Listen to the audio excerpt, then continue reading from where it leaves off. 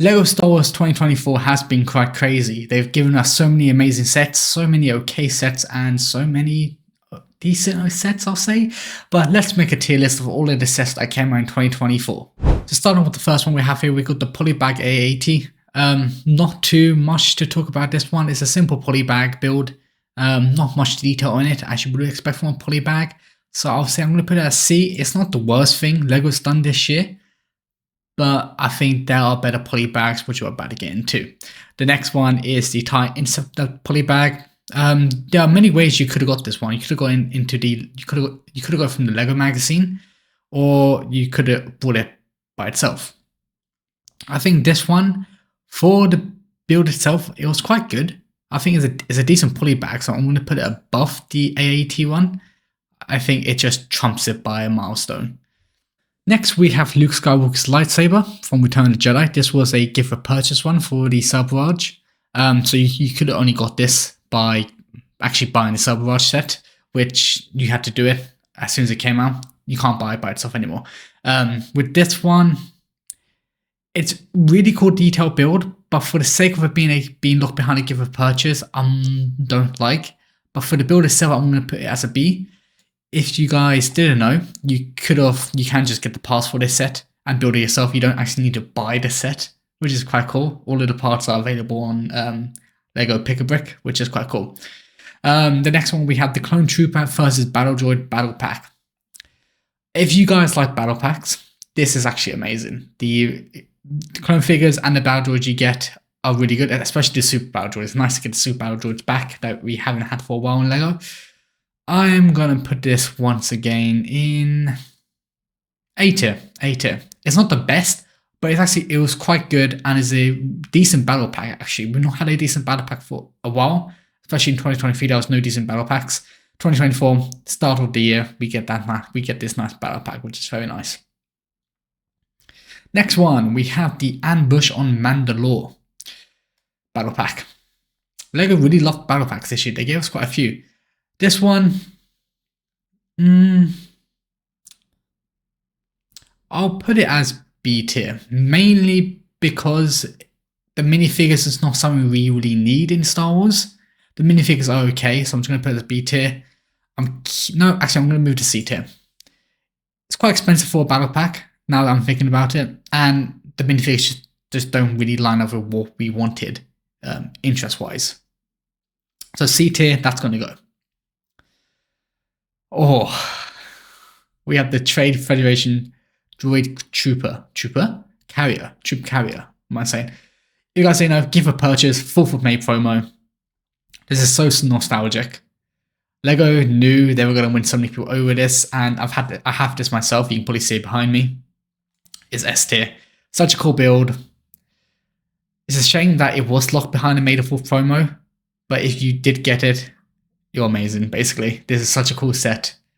And not gonna lie, you can probably just build this as well, just like the Luke Skywalker set. But yeah, S tier is really good. The Bark Speeder Chase. Now this one.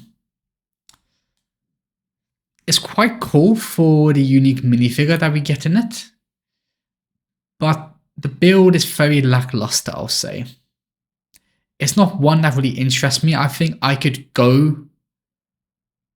skip this one 100% for buying. So I'm going to put it in D tier. D tier is my skip tier, I'll say. If it's in D tier, it means I'm probably not going to buy it because I don't really need it.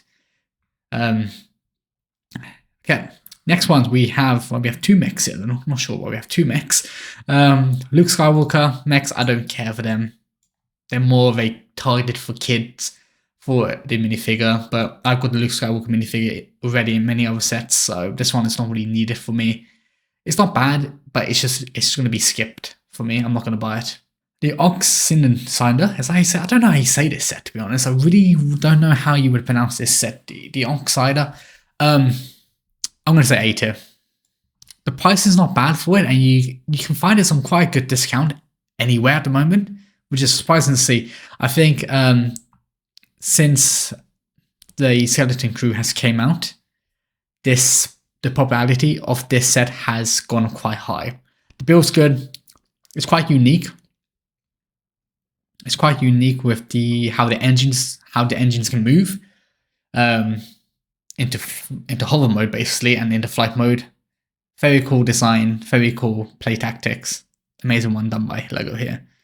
Next one we have is the Moss Esper Pod Race. This one, I was so happy to see that we were getting a pod race diorama, but I don't think Lego's done it justice. It's very lackluster. I know I keep saying this in most of the other sets, but it is lackluster. It's just basically a micro build with yellow pieces, as we would say. That's basically what a diorama is, but it just doesn't hold up too well compared to the previous dioramas we have or have got it in the past. C tier that is, I will probably get it, but I have to get it for a really good discount, I'll say, for me. Droideka. Amazing. I don't think you can go wrong with this one. I'm going to put it... B tier. B tier. I'm putting it as B tier because it would be amazing if it could fully roll up. I know it can roll up, but it doesn't fully roll up so that you can roll it perfectly.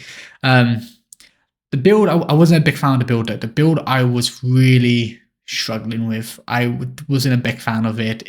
It got me very boring and kind of stressed me out with how it was done in the instructions. It wasn't a good build for myself, but the model itself is amazing, so it's staying at B tier. If it was a really good build, I would have put it as A tier. And if it could roll up fully as well, S tier. But B tier is the Crimson Firehawk, the 4+ set. D tier. I don't think anybody likes this set. It's based on the kids show. What's it called again? Jedi Adventures? Is that what it's called? I can't remember. But it's not targeted for us adults. It's more of a kid set, but it's just because of the price. The price on these 4+ sets are crazy. Like the minifigures are okay. They have unique minifigures, which you'll probably never see again. But the price tag just doesn't make sense on this set. It's D tier. The Sith Infiltrator, if that's what it's called, or Darth Maul ship, we'll call it as that. I am going to put this as B tier. I'm not going to lie, the amazing 25th anniversary figure you get for this is really cool. So great. However, the ship itself and the build, it's not that good, I'll say. I think the previous versions of this ship has been much better in the past, and I think Lego has once again missed the mark on this one. I'm not too sure what he could have done to improve. Maybe it was a bit bigger, but I think it needed one more minifigure. It would have been nice if we got Obi-Wan in it. Well, we got it in the end. It's a B tier. I probably will get it, but not me at the moment. Next one we have Paz Fillers versus Moff Gideon Battle Pack. I'm going to put this B tier. It's going to be above the other battle pack, mainly because the minifigure is actually quite cool. We have a Moff Gideon minifigure, which we have gotten him before, but I think they've updated him. I don't have the battle pack yet, but I think he is an updated minifigure compared to the last time we saw him in the Imperial Light Cruiser Shuttle. I think that's the set. So it's a nice upgrade for the minifigure. It's only going to be because the minifigure is good. Captain Rex Y-Wing. Lots of controversy, this one. I'm going to put it in S tier, just because Lego has given us a minifigure that was in a £500 set, and they put it into a £12 set, which is quite funny on Lego part. I know Lego said that they weren't going to do that, but they did it in the end, and all of these scalpers and investors, it backfired so hard for them. Be like, oh yes, we're going to buy these expensive UCS sets and sell this minifigure for so much more money than what it's actually worth. And then Lego was like, nope, we want this minifigure accessible to everybody. Here is in a £12 set. Amazing. The Invisible Hand. So this was actually quite a big year for Lego for the mini ship scale lineup, or the Starship lineup collection, as they call it. The Invisible Hand, I don't have this one yet, but this one doesn't impress me too much. I don't know why. I think the other two that we got given are much better. So this one, for my own personal preference, and I will clarify, this is all my own personal opinion. You guys can 100% disagree with me here. But this one, I will be getting it, but it's B tier. That's it. Okay, I'm very blinded by nostalgia here. We have the Imperial dropship versus Rebel Scout car. I can't remember the name of it.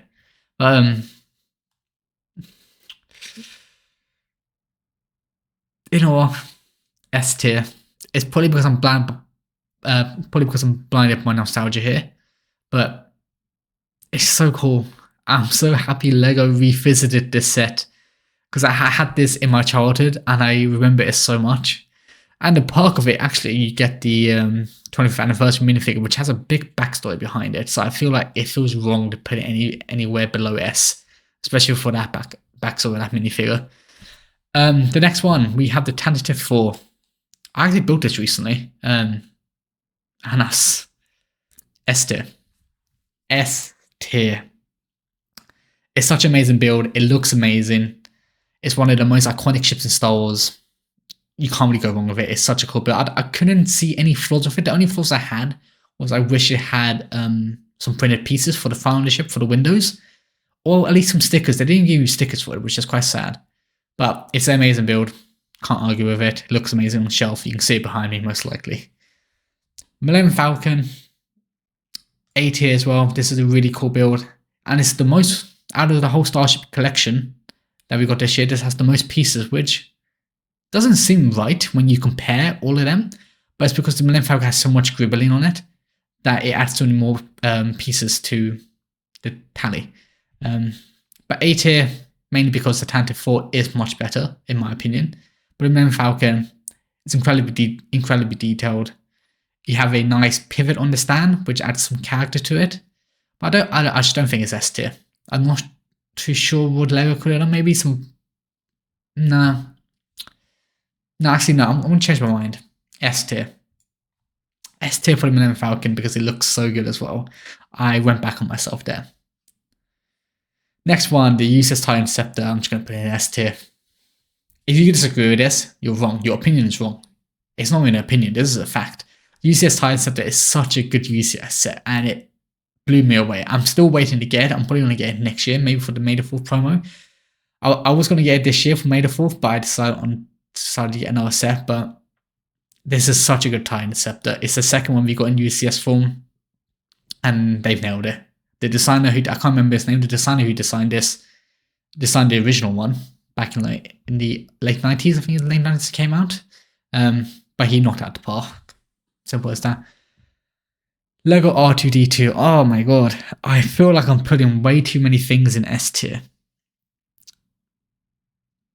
Because I really want to put the R2-D2 in S tier, because this is the only one I paid full price for this year.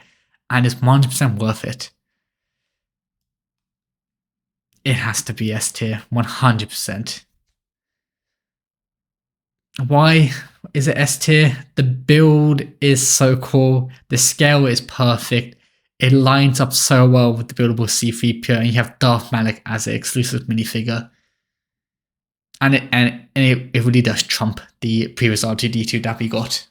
It's just better scale in my opinion, and it looks much better. It's one of my favorites of this year.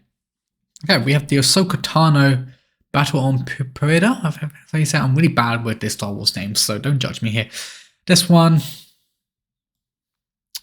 I am going to put it C tier. It doesn't blow me away. The minifigures are cool, and I think that's the only reason it's not going in D tier. The build isn't that good from what I've seen, and I might be wrong here, so don't kill me if I'm wrong. But I think it's all stickers for the black arch pieces in the background. Yeah, I'm going to put it in C tier, only because of the minifigures. It would be D tier. Oh no. Oh, I'm seeing that Admiral Thrawn minifigure now that I've completely forgotten about. You know what? I'm putting it in B tier. B tier because the minifigures hold it up so well. Cerberus. This one. I'm not too sure on actually. I'm just not a big fan of the Cerberus, just in general. Not the set. I know the set's really good, and the minifigure selection is amazing. I think for myself, it's gonna have to go A tier. I'm not discounting it at all. I've heard it's a really good build. The minifigures are amazing. It looks sensational, but for me, it just doesn't interest me at all. and that's why it's going in A tier. Jedi Bob Starfighter. I don't know if it should be A, B, or C. So before I even move it anywhere, the reason I want to put this, the reason I'm having big thoughts about this is the price tag. The price tag compared to the Obi-Wan Kenobi Starfighter that we got a few years ago is crazy. They're literally the exact same set with a different color scheme and basically one less minifigure, because you can't really count the Gong Droid as a minifigure. But it's nice to get Jedi Bob again. B tier is the tier that I can't make my mind up. It's going to go in there for now. We might revisit this list soon. C-3PO. A tier. A tier. The C-3PO is so good, especially when it matches with the R2-D2 build. It's cool. And it's nice that we got a buildable C-3PO. It looks so much better than the previous one we got like from years ago. Like the Technic version, I think that's what it was. Good build. You have the dual model leg as well for C-3PO, the minifigure, which is a very nice addition down below here. The Sarlacc pit, D tier. No, I'm sorry, the price tag is horrible for this. This does not deserve the price tag it has. I can't remember how much it is, but I know it's really expensive for the amount of pieces, and the minifigures are very meh. You've had most of these minifigures before, and they still are currently in the lineup. The only good thing about it is the 25th minifigure. Apart from that, it's garbage. It's a garbage set in my opinion. I'm just going to not talk about it anymore. Board alternative for A tier. I built this recently and it's actually really cool. I know not that many people like the 5th minifigure, so I'm going to discount that from the set. The actual build itself is very cool. The doorway that you can move out the way, that shows Darth Vader's entered, is quite cool. The minifigures are good. The clone troopers are cool. Darth Vader, we've had him before in the past, so he's the exact same minifigure, but it's such an iconic scene in Star Wars that you can't go wrong with it, basically.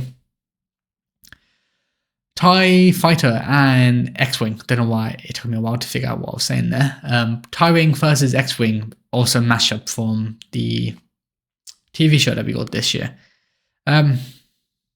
C tier. I'm only saying C tier because the TIE Interceptor, the TIE Fighter is garbage. The scale is awful. It doesn't look good. When I see it, it doesn't look good compared to previous versions of the TIE Fighter we gotten. So it's going to go in C tier. The minifigures are once again meh. Nothing special about any of them, in my opinion.